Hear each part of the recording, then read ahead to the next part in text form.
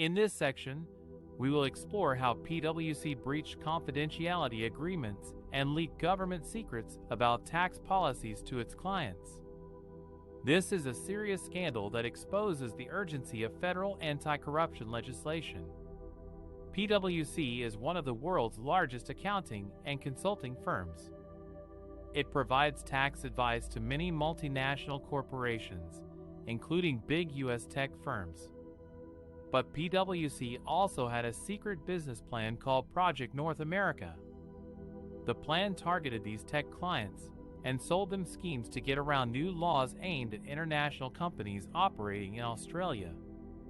These laws included the Multinational Anti-Avoidance Law, MAL, in 2016, the Diverted Profits Tax, DPT, and other later measures.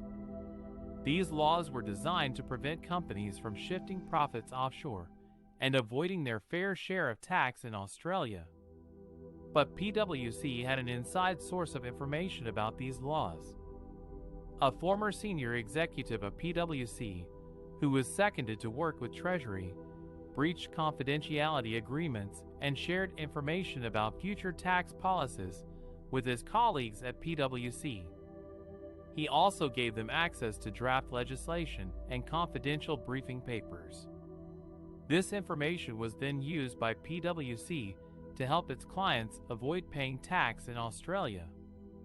For example, PwC advised one client to restructure its business before the MAL came into effect, saving it $1 billion in tax over 10 years.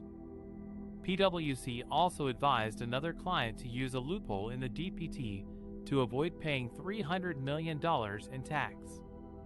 PwC made millions of dollars from these schemes, while depriving the Australian government and people of much-needed revenue.